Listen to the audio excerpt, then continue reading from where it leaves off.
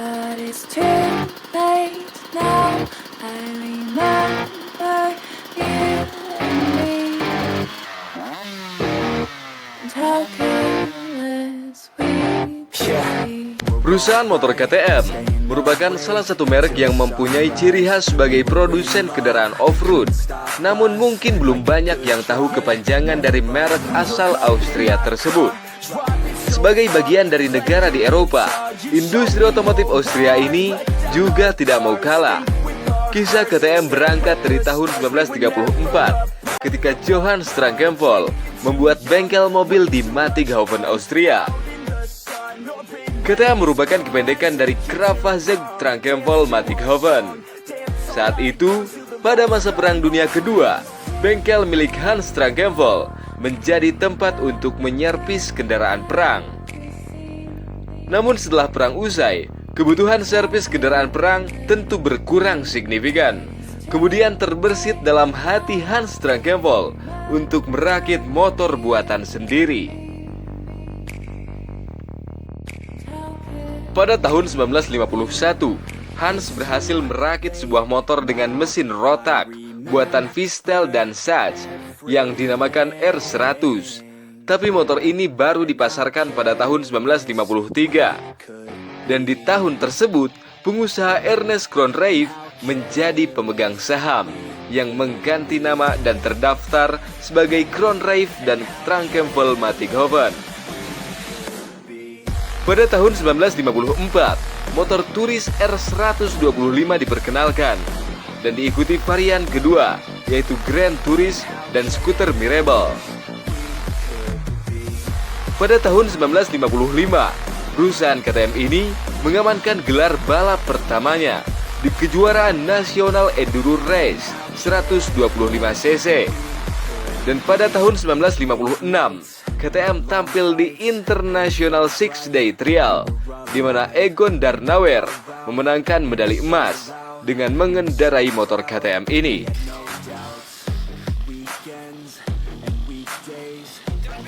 Sebagai perusahaan yang terus berkembang, tenaga kerja bertambah menjadi 400 orang pada tahun 1971 dari 21 orang di tahun pertamanya. Dan 40 tahun setelah didirikan, KTM menawarkan 42 model kendaraan yang berbeda. Selain itu, KTM mampu memproduksi sepeda motor untuk industri balapan. Dan selama tahun 1970 sampai 1980-an, KTM juga mulai mengembangkan dan memproduksi mesin dan radiator.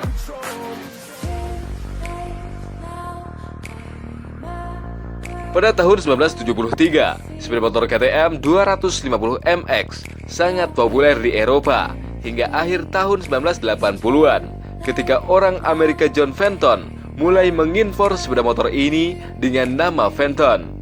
Dan pada tahun 1973 adalah tahun yang sangat penting bagi KTM. Karena ini adalah tahun mereka memulai produksi motor enduro dan motocross 250cc. GS125 adalah KTM pertama yang datang ke Amerika dan membantu mengubah dunia motocross terbaik di negara itu.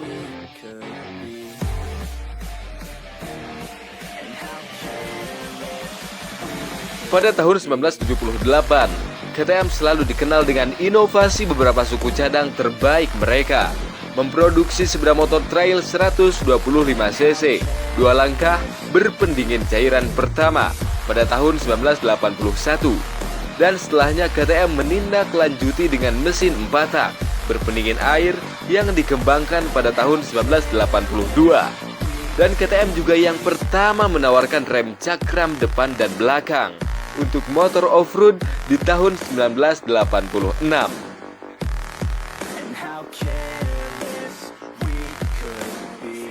Inovasi tersebut terus berlanjut hingga akhir 90-an, ketika pada tahun 1998 mereka keluar dengan suspensi belakang tanpa tautan yang sangat mengurangi bobot sepeda.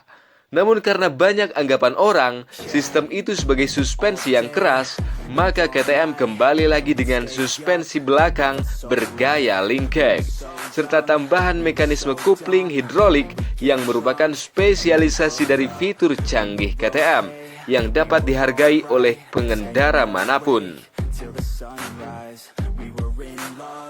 Dalam balapan motocross dan supercross hari ini, hampir tidak pernah terdengar bagi seseorang untuk menggunakan mesin 2 tak.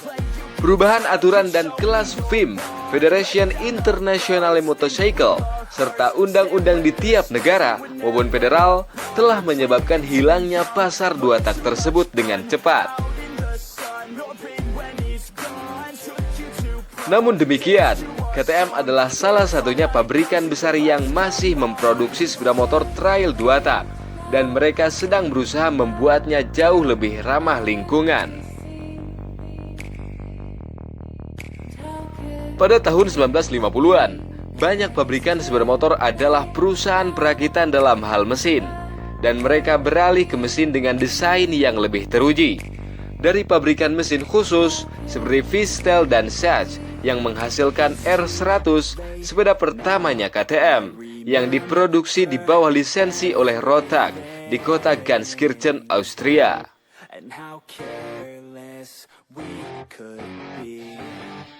Selain mesin 2 tak 50 cc, untuk moped meski, KTM tetap menggunakan unit Rotax Sachs yang telah terbukti sampai mereka menghentikan produksi sepeda motor pada akhir tahun 1950-an, ketika fokus ke moped dan skuter di awal tahun 1960-an.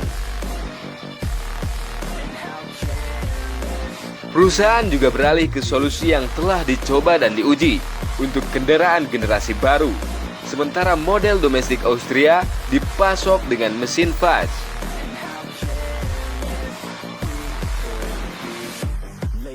Model yang diekspor didorong oleh berbagai fitur dari mesin Sarge. Bahkan sepeda motor sport off-road yang dibuat KTM pada akhir tahun 1960-an atas prakarsa John Benton dari Amerika, ditenagai oleh mesin Sarge dengan unit KTM GS 125cc yang pada saat itu merupakan unit kecil yang paling sukses di balapan enduro.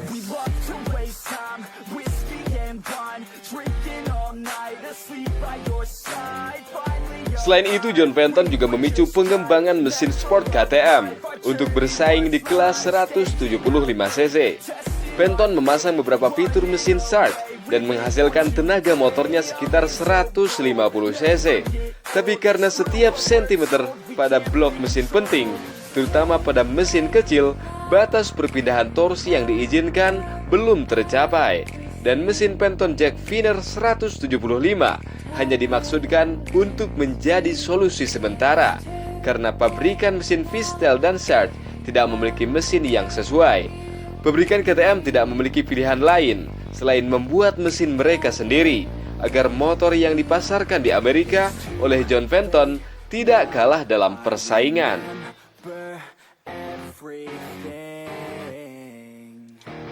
Hingga sampai saat ini, KTM tetap setia dengan produk-produk 2 taknya, dengan konsisten menawarkan produknya untuk kendaraan ajang kompetisi motocross, enduro, maupun trail adventure, seperti KTM 150iX CTPI, KTM 250iX CTPI, serta KTM 300iX CTPI Ultra Modern. Peluncuran mesin model TPI menjadikan KTM sebagai pabrikan pertama di dunia yang menggunakan injeksi bahan bakar elektronik pada mesin 2 taknya. Keuntungannya sangatlah jelas. Selain konsumsi minyak yang jauh lebih rendah, serta pengurangan emisi yang tidak perlu lagi menyesuaikan karburator untuk KTM dengan sistem ini. Itulah ulasan lengkap yang bisa admin berikan untuk video ini. Semoga menjadi informasi baru di dunia kendaraan bermotor. Dan bagi kalian yang suka dengan video ini, silahkan langsung aja klik like, komen, dan subscribe. Terima kasih banyak. See you on the next video.